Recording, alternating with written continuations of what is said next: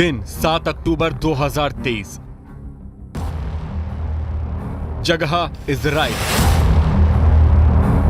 वारदात आतंकी हमला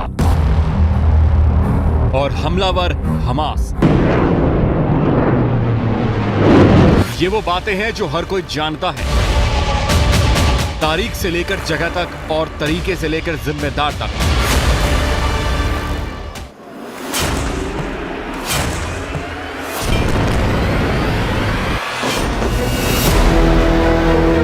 सबके सामने सब कुछ है, लेकिन आज हम आपको वो बताएंगे जिस पर किसी की नजर नहीं गई, बल्कि यूं कहें कि इस बड़े हमले में वो चेहरा छिपा है, और वो चेहरा है उत्तर कोरिया के शासक किम जोंग उन का।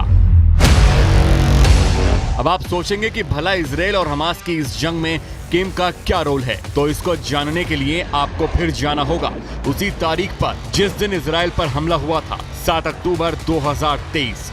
हमास के आतंकियों ने बड़ी संख्या में पैराग्लाइडर्स की मदद से इजराइल के अलग अलग इलाकों में घुसपैठ की और ताबड़तोड़ फायरिंग शुरू कर दी। कुछ ही देर में हमले की तस्वीरें और वीडियो भी सामने आने लगे, और इन्हीं तस्वीरों में छिपी थी किम की कारस्तानी। इजराइल पर हमले के दौरान हमास के आतंकियों ने एक ऐसे हथियार का इस्तेमाल किया जिसने सबसे ज्यादा तबाही मचाई, जिसका नाम है F7 rocket propelled grenade. F7 से किम का कनेक्शन क्या है, इसको जानने से पहले F7 क्या है ये जानना बेहद जरूरी है।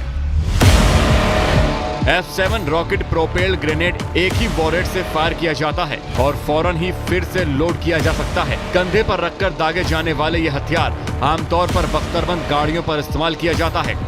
अब बात कि कैसे इस जंग में किम का दखल है, तो उसका जवाब है ये बेहद खतरनाक और तबाही मचाने वाला रॉकेट प्रोपेल्ड ग्रेनेड उत्तर कोरिया का है, और इसी हथियार से हमास के आतंकियों ने इजराइल में मासूमों का कत्लेआम किया।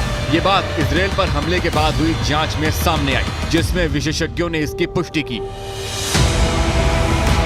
इजराइल पर हमले की तस्वीरें भी इन दावों का बड़ा सबूत है। हमास के इस आतंकी के हाथ के हथियार और किम के सैनिकों के हथियार को देखिए तो सारी कहानी साफ हो जाती है। एक ही हथियार दोनों के पास है, और वो हथियार है F7 रॉकेट प्रोपेल्ड ग्रेनेड। अब सवाल ये है कि ये हथियार हमास तक पहुंचे कैसे? क्या इजराइल पर हुए हमले की साजिश में उत्तर कोरिया भी शामिल था? क्या हमास के लिए उत्तर कोरिया हथियारों की सप्लाई कर रहा है? तो इन सभी सवालों का उत्तर कोरिया की तरफ से तो जवाब है ना, लेकिन ये सच तो उत्तर कोरिया का है, जबकि इन हथियारों का इस्तेमाल तो हुआ है, ये पूरा सच है। हालांकि इसमें कोई आश्चर्य वाली बात नहीं है, क्योंकि उत्तर कोरिया पहले से ही फिलिस्तीन के आतंकी समूह हमास का समर्थन करता रहा है और फिलिस्तीन को सही ठहराता रहा है। ऐसे में हो सकता है कि हथियार सीधे तौर पर हमास को सप्लाई किए गए हों। दूसरी तरफ इन हथियारों के हमास तक पहुंचने का एक दूसरा रूट भी हो सकता है, और वो रूट है रूस। यूक्रेन के खिलाफ युद्ध में उत्तर कोरिया ने रूस को हथियारों की सप्लाई की थी। हालांकि इससे उत्तर कोरिया इनकार कर रहा है, लेकिन इस रूट से भी हथियारों का हमास तक पहुंचना मुश्किल नहीं लगता। और तीसरा रूट है ईरान, जो हमास का न सिर्फ समर्थक है बल्कि सबसे बड़ा मददगार भी।